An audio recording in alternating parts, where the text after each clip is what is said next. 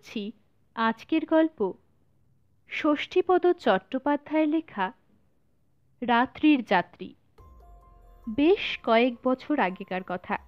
এক শীতের রাতে রাজীব আমাদের বাড়িতে এসে হাজির হলো। খেয়ে দিয়ে তখন শুতে যাচ্ছি, এমন সময় রাজীব এলো। রাজীব আমার পুরনো বন্ধু, ব্যান্ডেলে থাকে। বললাম, কি ব্যাপার, এমন সময় তুই হঠাৎ? রাজীব হেসে বলল, বলছি বলছি, এখন কি খেতে দিবি তাই বল, দারুণ খিদে পেয়েছে। কি খাবি বল?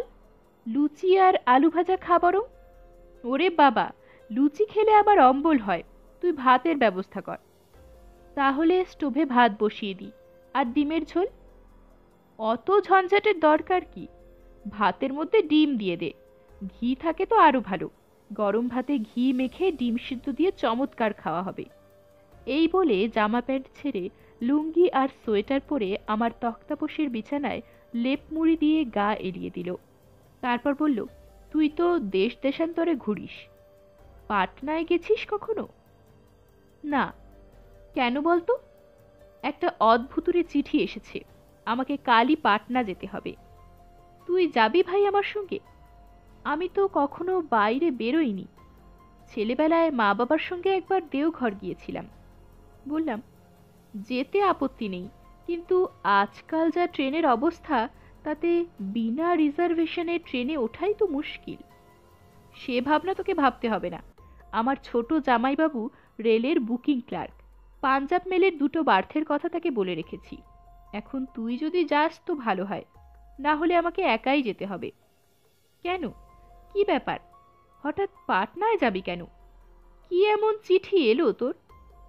এই দেখ, বলে উঠে গিয়ে হ্যাঙ্গারে ঝোলানো ওর জামার পকেট থেকে একটা চিঠি এনে আমাকে দেখালো। অল ইন্ডিয়া গভর্নমেন্ট সার্ভিস, ছাপ দেওয়া একটা খাম। আমি সেটা হাতে নিয়ে তার ভেতর থেকে চিঠিটা বের করে পড়লাম। তারপর বেশ খুশির সঙ্গে বললাম, এ তো রেডিও অফিস থেকে এসেছে।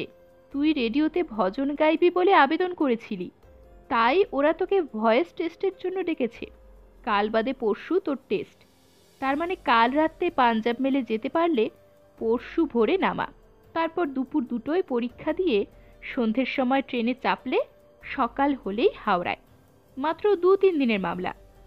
হ্যাঁ, মামলাটা 2-3 দিনের, কিন্তু ব্যাপারটা হচ্ছে এই যে, আমি কলকাতায় সেন্টার থাকতে পাটনায় ভয়েস টেস্ট দিতে যাব কেন?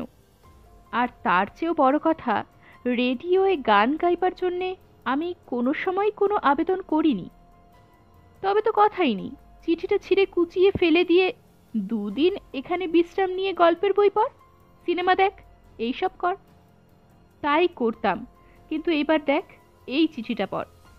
বলে আর একটা চিঠি আমার হাতে দিয়ে রাজীব আমার মুখের দিকে তাকিয়ে চুপচাপ বসে রইল। সে চিঠিটা এই রকম, ভাই রাজীব, আমি অভিজিৎ, তোকে এই চিঠি লিখছি। তোর হয়তো আমার কথা মনে নেই, কিন্তু আমি তোকে ভুলিনি এখনো। স্কুলে লাস্ট বেঞ্চে বসে তুই গুনগুন করে গান গাইতিস, আর আমি মুগ্ধ হয়ে শুনতাম। একদিন এই গান গাওয়া নিয়ে চঞ্চলবাবু স্যার তোকে কি মার মেরেছিলেন মনে আছে তো? যাই হোক, আমি এখানে দরিয়াপুরে একটা পুরনো বাড়ি কিনেছি। এলাকাটা মুসলমান প্রধান, সেটা কোনো ব্যাপার নয়। তোর কলমে আমি এখানকার রেডিও সেন্টারে একটা আবেদনপত্র পেশ করেছি। তুই আয়, আমার জানাশোনা লোক আছে, তোর হয়ে যাবে। এখানে 2-4টে কল পাওয়ার পর কলকাতা সেন্টারে তোর একটা ট্রান্সফারের ব্যবস্থা আমি করে দেব। শুনলুম এখনো বিয়ে করিসনি তুই, গর্ধব কোথাকার। যদি পারিস তো জহরটাকেও সঙ্গে আনিস, ওটাও তো তোর মতো টোটো করে চারিদিকে শুধু ঘুরে বেড়ায়। চিঠিটা পড়ে আমি যার পরনাই অবাক হয়ে গেলাম। বললাম, কি আশ্চর্য, এ তো আমারও নাম লিখেছে দেখছি। কিন্তু তুই আমি তো এক স্কুলে পড়তাম না, তবে এক কোচিংয়ে পড়েছি। অভিজিৎকে, ও নামে কাউকে কখনো চিনতাম বলেও তো মনে পড়ছে না। আমারও কিছু মনে পড়ছে না কে এই অভিজিৎ, অথচ চিঠিটা এমনভাবে লেখা যেন সে আমাদের দুজনেরই অত্যন্ত পরিচিত। কেউ আমাদের ব্ল্যাকমেল করছে না তো? তাতে লাভ, আমরা তো টাকার থলি নিয়ে সেখানে যাচ্ছি না। আমাদের ব্ল্যাকমেল করে কি করবে? আমি বলি কি, সারা শব্দ না করে চেপে যা ব্যাপারটা। দেখ ভাই, গান আমি অনেক দিন ছেড়ে দিয়েছি, কাজেই গাইতে পারবো না। তানপুরা টানপুরা কিছুই আর নেই। তবুও বিশ্বাস কর, এই আমন্ত্রণে আমার রক্তে দোলা লেগেছে। দেখি না একবার পরীক্ষাটা দিয়ে, যদি উতরে যাই। অবশ্য অভিজিতের ব্যাপারটা খুবই রহস্যময়। তবু ওর সঙ্গে দেখা করি। হয়তো কখনো না কখনো পরিচয় ছিল, কিন্তু আশ্চর্য এই যে ও আমার ঠিকানা জানলো কি করে। ব্যান্ডেলে আমরা নতুন গেছি বাড়ি তৈরি করে, এ ঠিকানা তো ওর জানবার কথা নয়। আমি তবুও বলছি, ও আশা ছাড়, বরং কোথাও বেড়াতে যেতে চাস তো চল, ঘুরে আসি 2-4 দিন। তাহলে আমাকে একাই যেতে হচ্ছে। আহা, তুই ভুল বুঝছিস আমাকে। আমি কি সেই কথাই বলছি? শুধু তাই নয়, তুই ভেবে দেখ, রেডিও একটা সরকারি সংস্থা। অ্যাপ্লিকেশনে তোর নিজের সই নেই, অন্যে তোর হয়ে সই করেছে। অথচ তুই ওই জাল আবেদনপত্রেরটাকে পরীক্ষা দিতে যাবি।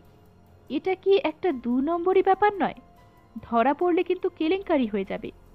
হয় হবে, তবু যাব এবং দেখব অভিজিৎটাকে। চল তবে। আমি মুখে ওকে বারণ করলেও কৌতূহল আমারও বড় কম ছিল না।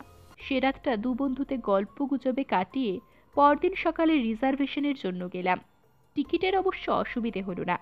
ওর ছোট জামাইবাবুর সৌজন্যে 5 আপে 2টো বার্থ পেয়ে গেলাম। সঙ্গে টাকা করিও নিলাম বেশি করে। ঠিক হলো, পাটনার কাজ শেষ হলে রাজগীর কিংবা বেনারসে গিয়ে কাটিয়ে আসবো কয়েকটা দিন। এখন অঘ্রাণের শেষ।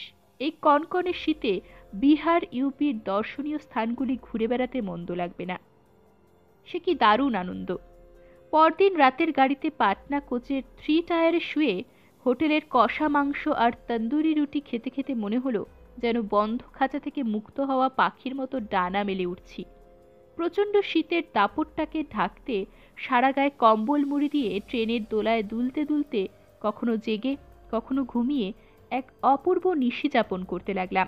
শেষ রাত্রে ট্রেন পাটনা জংশনে এলো। আমরা কনকনে শীতের মধ্যে ট্রেন থেকে নেমে প্ল্যাটফর্মের ওভারব্রিজ পার হয়ে ওপারে গেলাম। তারপর গেটের টিকিট জমা দিয়ে 2য় শ্রেণীর ওয়েটিং রুমে গিয়ে দাঁড়ালাম। চারিদিকে লোকজন, কোথাও পা রাখার জায়গা নেই। এই দারুণ শীতে কাঁথা কম্বল মুড়ি দিয়ে মেঝেতেই শুয়ে আছে সব। আমরা অযথা এদিক সেদিক পায়চারি করতে লাগলাম। বসবার জায়গা না পেয়ে স্টেশনের বাইরে এসে স্টেশনের কাছে একটা চায়ের দোকানে চায়ের অর্ডার দিলাম। বাইরে তারা ঝলমলে শেষ রাতের আকাশ, আলোক সজ্জায় সজ্জিত পাটনা শহর। সত্যি বলতে কি, সেই প্রচণ্ড শীতে কাঁপতে কাঁপতে এই নতুন পরিবেশে এই রকম একটি মুহূর্তে গাঢ় দুধের তৈরি গরম চা ভারে করে খেতে যে কি আরাম পেয়েছিলাম তা বলে বোঝাতে পারবো না। আমরা যখন চা খাচ্ছি তখন হর্ন বাজিয়ে একটা সাইকেল রিক্সা এসে আমাদের সামনে দাঁড়ালো। আইয়ে বাবু, রাজেন্দ্রনগর। আমরা বললাম, রাজেন্দ্রনগর নয়, দরিয়াপুর। চালিয়ে। চা খাওয়া শেষ করে দাম মিটিয়ে বললাম, যাব, কিন্তু এত অন্ধকারে নয়, ভোরবেলা যাব। এখন গেলে কি হবে? সামান্য 2টো টাকার লোভে আপনাদের অন্য কোথাও নিয়ে গিয়ে কি খুন করিয়ে ফেলবো? না না, তা বলছি না, মানে নতুন আসছি তো, এখন গেলে ঠিকানা খুঁজে বাড়ি চিনে নিতে অসুবিধা হবে। কিছু অসুবিধা হবে না আপনাদের। অভিজিৎ বাবুর কাছে যারা আসেন তাদের কোনো অসুবিধা আমি করি না। আমরা দুজনেই চমকে গেলাম। বললাম, তুমি কি করে জানলে আমরা অভিজিৎ বাবুর কাছে যাচ্ছি? উনি আমাকে বলে রেখেছিলেন 2জন বাঙালি ছোকরা আমার বাড়িতে আসবে, তাদের কোনো অসুবিধা যাতে না হয় সেইভাবে ওদের নিয়ে আসতে। কিন্তু আমরা যে এই গাড়িতেই আসবো তোমার অভিজিৎ বাবু তা জানলেন কি করে? অভিজিৎ বাবুর কাছে যারা আসেন তারা রাতের গাড়িতেই আসেন বাবু। ও, তা আমরাই যে সেই লোক তুমি জানলে কি করে?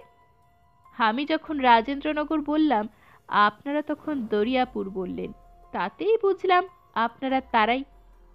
আমরা দুজনে পরস্পরের দিকে একবার তাকিয়ে চোখে চোখে সম্মতি জানিয়ে রিকশায় উঠে বসলাম।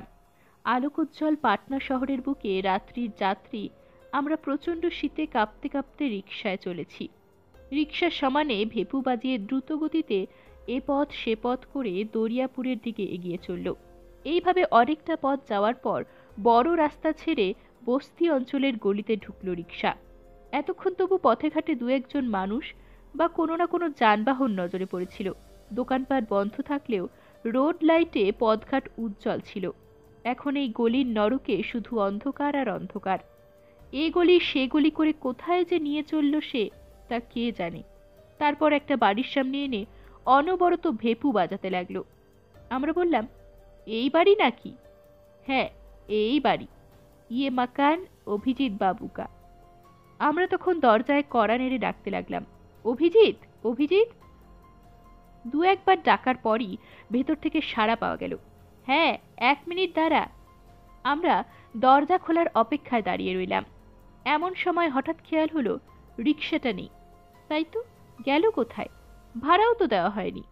চেয়ে দেখলাম রিক্সাটা গলির বাঁকে হারিয়ে যাচ্ছে। এমন সময় দরজা খুলে গেল। কেউ একজন হাসি মুখে বলল, ভেতরে আয়। আমরা অভিজিৎকে চিনতে পারলাম না। বুঝলাম কোথাও একটা ভুল হচ্ছে হয়তো। অভিজিৎকে না চেনার কারণও আছে অবশ্য। ওর সারা গায়ে কম্বল মুড়ি দেওয়া ছিল, মাথায় ছিল মাংকি ক্যাপ, শুধু ওর চোখ দুটি বোঝা যাচ্ছিল। যাই হোক, অভিজিতের পেছন পেছন আমরা ঘরে ঢুকে সোফায় বসলাম। ঘরের দেওয়ালে অনেক আঁকা ছবি টাঙানো ছিল। অভিজিৎ হেসে বলল, ওগুলো আমারই আঁকা। আমি বললাম, তোমার চিঠি পেয়েই আমরা চলে এসেছি, কারণ রেডিও প্রোগ্রামের তারিখ আজই। অথচ আশ্চর্য দেখো, তোমার কথা আমরা ভুলেই গিয়েছিলাম। সত্যি বলতে কি, এখনো চিনতে অসুবিধে হচ্ছে তোমাকে। চা না কফি? রাজীব বলল, এই তো চা খেয়ে এলাম, তবে যা দারুণ ঠান্ডা, তাতে এবার একটু কফি হলে মন্দ হয় না। অভিজিৎ উঠে গেল। তারপর আমাদের দুজনের জন্য 2 কাপ কফি নিয়ে চলে এলো, সঙ্গে ক্রিম ক্যাকার বিস্কুট। আশ্চর্য, কফিও কি আমাদের জন্য তৈরি ছিল? অভিজিৎ বলল, খুব অবাক হয়ে যাচ্ছিস না? মুখটা ঠিক মনে করতে পারছিস না, ভাবছিস কে না কে নকশা করছে হয়তো। আমি বললাম, ঠিক তাই। অভিজিৎ বলল, আজকে ট্রেনে এসেই ভালো করেছিস তোরা, না হলে পরে এলে দেখা হতো না। হঠাৎ একটা দরকারি কাজ পড়ে যাওয়ায় একটু পরেই আমাকে দানাপুর চলে যেতে হবে। সেজন্য অবশ্য তোদের থাকার কোনো অসুবিধা হবে না। আমি চাবি দিয়ে যাব। তোরা বাইরে যাওয়ার সময় মেন গেটে তালা দিয়ে চলে যাস। অনেক হোটেল আছে এখানে, যেখানে হোক খেয়ে নিয়ে ঠিক 2টোর সময় রেডিও স্টেশনে চলে যাবি। তবে ভাই, একটা কথা, আমার উপর রাগ করে কাজ মিটে গেলে চলে যাস না যেন। আমি সন্ধ্যের সময় ফিরব। তারপর 3 বন্ধুতে রান্না খাওয়া করে হই হুল্লায় কাটিয়ে দেব সারাটি রাত। রাজীব কফি খেতে খেতে বলল, তা তো বুঝলাম, কিন্তু ভাই একটা কথা, এখানকার অ্যাপ্লিকেশনে যে সিগনেচার করা আছে তার সঙ্গে তো আমার সই মিলবে না। এতে কোনো অসুবিধা হবে না তো? না না, কোনো অসুবিধা হবে না। ওখানে গিয়ে ঝাঁঝির খোঁজ করবি, ঝাঁঝি সব জানে। তাকে বলবি আমি পাঠিয়েছি তোকে, আর কেউ কিছু জিজ্ঞাসা করবে না। আমাদের কফি খাওয়া যখন শেষ হলো, তখন একটু একটু করে ভোরের আলো ফুটে উঠছে। অভিজিৎ উঠে দাঁড়িয়ে বলল, কিছু মনে করিস না ভাই, আমি চলি। আর আমার থাকার উপায় নেই। আমি ওদিক দিয়ে দরজার শিকল এঁটে চলে যাচ্ছি। তোরা বাইরের দরজায় তালা দিয়ে যাস। এই নে তালা চাবি। আমরা হাত পেতে তালা চাবি নিলাম। একটা দিন একটু মানিয়ে নে, নিতান্ত নিরুপায় হয়ে আমাকে যেতে হচ্ছে, বলে ঘরের ভেতরে ঢুকে দরজা বন্ধ করে দিল অভিজিৎ। আমরা দুজনে চুপচাপ বসে রইলাম কিছুক্ষণ। তারপর বাইরে বেরিয়ে দেখলাম জল, কল, পায়খানা সবকিছুরই ব্যবস্থা আছে। আমরা দাঁত মেজে মুখ হাত ধুয়ে ঘরের দরজা বন্ধ করে মেন গেটে তালা দিয়ে বাইরে এলাম। সবে সকাল 6টা। ভয়েস টেস্ট দুপুর 2টোয়। যা রাতের থেকে এলাম সেই যখন নেই, তখন মিছিমিছি এখানে বসে থেকে সময় নষ্ট করে লাভ কি? তার চেয়ে পাটনা শহরটা একটু ঘুরে বেরিয়ে দেখে নি। পাটনা তো আমাদের কাছে পাটনা নয়, পাটলিপুত্র, মগজের রাজধানী। সেই চোখ নিয়ে দেখতে হবে। 2 টাকা ঘন্টা হিসাবে একটা রিক্সা ভাড়া করে গোটা শহরটা আমরা প্রদক্ষিণ করতে লাগলাম। অনেক ঘোরাঘুরির পর মহেন্দ্রনগরে এসে আমরা রিক্সা ছাড়লাম। এখানে এসে অনেকক্ষণ ধরে দোতলার বারান্দায় বসে গঙ্গার সৌন্দর্য দেখলাম। তারপর একটা হোটেলে খেয়ে ঠিক দুপুর 2টোর সময় এসে হাজির হলাম পাটনা বেতার কেন্দ্রে। আমরা অফিস ঘরে গিয়ে কাগজ জমা দিতেই ওখানকার ইনচার্জ একবার তাকিয়ে দেখলেন আমাদের দিকে। তারপর হেসে বললেন, কে পাঠিয়েছে আপনাদের? অভিজিৎ বাবু। আশ্চর্য তো, লোকটা জানলো কি করে? বললাম, হ্যাঁ, অভিজিৎ বাবু আমাদের পাঠিয়েছেন, তবে আপনাদের চিঠি পেয়েই আমরা এসেছি। আপনি কি ঝাঁঝি? জি হ্যাঁ। কোথা থেকে আসছেন আপনারা? এখন অভিজিৎ বাবুর বাড়ি থেকে আসছি। হুম, তা বলুন, আমি কি করতে পারি আপনাদের জন্যে? কি আর করবেন, আমার বন্ধু রাজীব পাটনা বেতার কেন্দ্র থেকে গান গাইবে, ওর ভয়েসটা টেস্ট করে ছেড়ে দিন। আপনারা কলকাতায় কোথায় থাকেন? আজ্ঞে ঠিক কলকাতায় নয়, আমি থাকি হাওড়ায়, আর আমার এই বন্ধুটি থাকেন ব্যান্ডেলে। ঝাঁঝি বললেন, কিন্তু যে চিঠি আপনারা এনেছেন সেই চিঠির উপর ভরসা করে কি আমি আপনার বন্ধুর ভয়েস টেস্ট করতে পারি? কেন পারেন না? এ তো আপনাদেরই দেওয়া চিঠি। স্বীকার করলাম, কিন্তু এতে রাজীব বাবুর নাম কোথায়? এ তো অন্য নাম দেখছি। তার মানে? আমরা দুজনেই চিঠিটার উপর ঝুঁকে পড়ে দেখলাম তাতে পরিষ্কার লেখা আছে আমার নাম। বললাম, কি ব্যাপার, আমার নাম কেন? আমি তো গানই গাইতে পারি না, তাছাড়া আমি কোনো আবেদনও করিনি। আবেদন তো উনিও করেননি, ওর হয়ে অভিজিৎ বাবু করেছিলেন। সে যেই করুক, এই চিঠি যখন হাতে পেয়েছিলাম আমরা, তখনও কিন্তু রাজীবের নামই লেখা ছিল এতে। তাহলে কি বলতে চান আমি কোনো কারসাজি করেছি এতে? না না, সে কি কথা। বললাম, আচ্ছা খামটা একবার দেখি। ঝাঁঝি আমাদের খাম দিলে তাতেও আমার নাম এবং বাড়ির ঠিকানা দেখে অবাক হয়ে গেলাম। কি আশ্চর্য, এই ঠিকানায় চিঠি এলে সে চিঠি তো আমি পেতাম, ব্যান্ডেলে বসে রাজীব পাবে কেন? এই শীতেও আমাদের কপালে ঘাম দেখা দিল। ঝাঁঝি কঠিন গলায় বললেন, গভর্নমেন্টকে চিট করতে আসার জন্য আমি আপনাদের দুজনকেই পুলিশে দেব। আমরা সবাই বললাম, ঝাঁঝি প্লিজ, আপনি বিশ্বাস করুন, আমরা জোচ্চোর নই, আসলে আমরা বোকা বনে গেছি, কেউ আমাদের বিপদে ফেলবে বলে এই টোপ ফেলে এ কাজ করেছে। ঝাঁঝি হেসে বললেন, যাক, আপনাদের অবস্থা দেখে খুব হাসি পাচ্ছে আমার, তবু আপনাদের জন্য মায়াও হচ্ছে। ঠিক আছে রাজীববাবু, আপনি এক কাজ করুন, ব্যাক ডেটে একটা অ্যাপ্লিকেশন করুন, তারপর দেখছি আপনার ভয়েসটা টেস্ট করে আপনার জন্য কিছু করতে পারি কিনা। রাজীব তাই করল। ঝাঁঝি ওকে নিয়ে গেলেন স্টুডিওর ভেতরে। তারপর প্রায় আধ ঘন্টাটাক বাদে যখন ফিরে এলেন, তখন রাজীবের মুখ বেশ প্রসন্ন। ঝাঁঝি বললেন, আপনার অ্যাপ্লিকেশন ফর্মে আপনি অভিজিৎ বাবুর ঠিকানাটাই দিয়েছেন তো? রাজীব বলল, হ্যাঁ ঠিক করেছেন, কেননা ওয়েস্ট বেঙ্গল থেকে এসে পাটনায় অডিশন দেওয়া বা প্রোগ্রাম পাওয়া যায় না। তবে আপনার কেসটা আলাদা, আপনি ফর্মের পেছনে আপনার ব্যান্ডেলের ঠিকানাটা লিখে দিন, পাশ করলে বা প্রোগ্রাম পেলে চিঠি দেব, মনে হচ্ছে আপনার হয়ে যাবে। আপনার জন্য আমি আপ্রাণ চেষ্টা করব। তবু আমি তো ফাইনাল অথরিটি নই। ইতিমধ্যে বাড়ি ফিরে গিয়ে বেশ পুরোদমে সঙ্গীত চর্চা চালিয়ে যান। যদি পাশ করে যান তাহলে খুব শিগগিরই গাইতে আসতে হবে। আমরা বললাম, প্রোগ্রাম পেলে কতদিন বাদে পাওয়া যাবে? তা মাস তিনেকের মধ্যে। আমরা নমস্কার জানিয়ে উঠতেই ঝাঁঝি বললেন, কোথায় যাবেন এখন? এখন আর যাব কোথায়, অভিজিতের ওখানেই যাব। ঝাঁঝি বললেন, আপনারা দেখছি রীতিমতো সম্মোহিত হয়েছেন। আচ্ছা, আপনাদের কি একবারের জন্য মনে হলো না যে এই নামে আপনাদের কোনো বন্ধু নেই? অমাবস্যার মতো অন্ধকার হয়ে গেল আমাদের মুখ। ঝাঁঝি এ কথা জানলেন কি করে? সত্যিই তো এ নামে তো আমাদের কোনো বন্ধু নেই। আমরা কাঁপা কাঁপা গলায় বললাম, কি ব্যাপার বলুন তো? তার আগে বলুন, আপনারা এসেছেন কখন, কোন গাড়িতে? পাঞ্জাব মেলে, ভোরবেলায়। ওর বাড়িতে গিয়েছিলেন? আজ্ঞে হ্যাঁ। খুব বড়াজ্জোর যে ভোরবেলা গেছেন, না হলে রাত্রে গিয়ে ওর সঙ্গে সারা রাত থাকলে পাগল হয়ে যেতেন।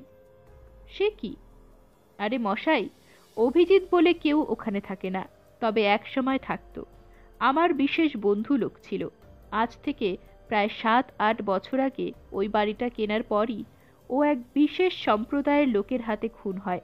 আসলে যে বাড়িটা ও কিনেছিল সেটা ছিল মুসলমানদের বাড়ি। ভালো করে কাগজপত্র খতিয়ে না দেখে কেনার ফলে অন্য এক শরিক এসে ওকে খুন করে।